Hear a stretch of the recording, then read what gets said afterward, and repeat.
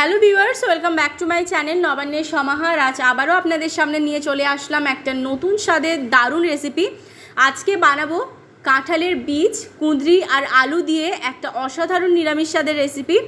খুব কম তেল ঝাল মশলা দিয়ে রেসিপিটা বানাবো, কিন্তু এর স্বাদ হবে অসাধারণ।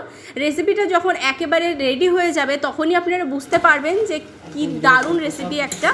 আর এই রেসিপিটা আমি কিভাবে বানাচ্ছি সেটা জানার জন্য কিন্তু ভিডিওটা শেষ পর্যন্ত দেখতে হবে, একটুও স্কিপ করা চলবে না। আর যারা ফেসবুক পেজ থেকে আমার এই ভিডিওটা দেখবেন তারা অবশ্যই পেজটা কিন্তু ফলো করে দেবেন। তাহলে চলুন আজকের এই দারুণ স্বাদের নিরামিষ রেসিপিটা কিভাবে বানাচ্ছি সেটাই শুরু করা যাক। চলুন রান্নাটা শুরু করা যাক। রেসিপিটা বানানোর জন্য এখানে কিছুটা পরিমাণ আলু, কিছুটা পরিমাণ কুঁদরি আর কিছুটা পরিমাণ কাঁঠালের বীজ নিয়ে নিয়েছি। দেখুন, কুঁদরি আর আলুটাকে এইভাবে লম্বা লম্বা করে কেটে নিয়েছি। আর অপর দিকে কাঁঠালের বীজটা একটু জলে আমি ভিজিয়ে রেখেছিলাম, যাতে তার ওপরের খোসাটা বা একটু আস্তরণটা যাতে ভালোভাবে ছাড়ানো যায়, যতটা সম্ভব ছাড়িয়ে নিয়েছি। দিয়ে টুকরো টুকরো করে কেটে নিয়েছি। এবার অপর দিকে গ্যাস জ্বালিয়ে কড়াই বসিয়ে তাতে দিয়ে দিয়েছি পরিমাণ মতন সর্ষের তেল। দিয়ে দিলাম তার মধ্যে হাফ টিস্পুন গোটা জিরে, একটা শুকনো লঙ্কা দিয়ে একটু নাড়াচাড়া করে নিয়ে 15 সেকেন্ড তার মধ্যে দিয়ে দিলাম আগে থেকে কেটে রাখা আলু আর কাঁঠালের বীজটা।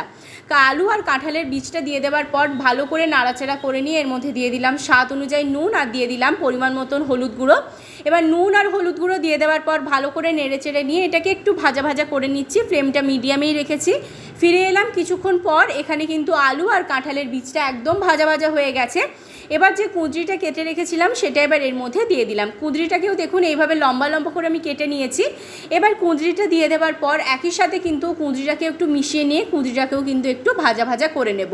এই রেসিপিটা গরম গরম ভাতের সাথে খেতে কিন্তু দারুণ লাগবে।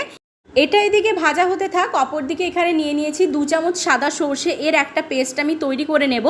আর একটা কথা এখানে আপনাদেরকে বলে রাখি, আমি কিন্তু এই সমস্ত কিছু একসাথে ভেজে নিয়েছি। আপনারা চাইলে আলাদা আলাদাভাবে প্রত্যেকটাকে ভেজে নিয়ে তুলে নিতে পারেন। এবার দেখুন এদিকে কিন্তু এটা বেশ ভালো করে ভাজা ভাজা করে নিয়েছি। এবার অপর দিকে যে পেস্টটা বানিয়েছিলাম সাদা সর্ষে দিয়ে, সেটা এবার এর মধ্যে দিয়ে দিলাম। দিয়ে দেওয়ার পর এটাকে ভালো করে একটু নাড়াচাড়া করে নেব এর সাথে।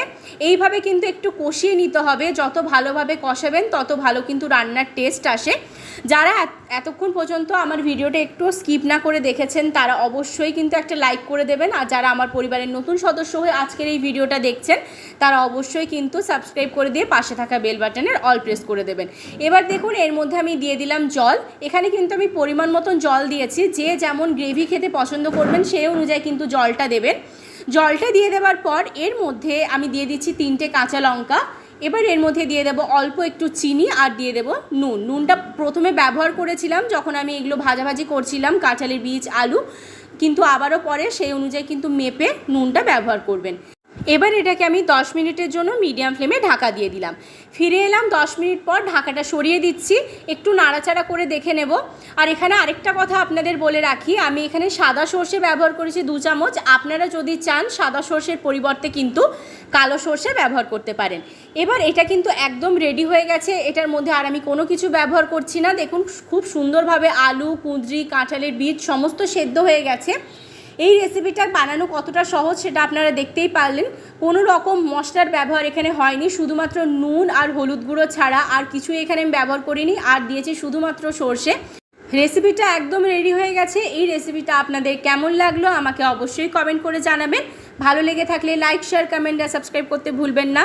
এই রেসিপিটা যদি ভালো লাগে বাড়িতে একবার অবশ্যই ট্রাই করবেন, আমাকে জানাতে ভুলবেন না।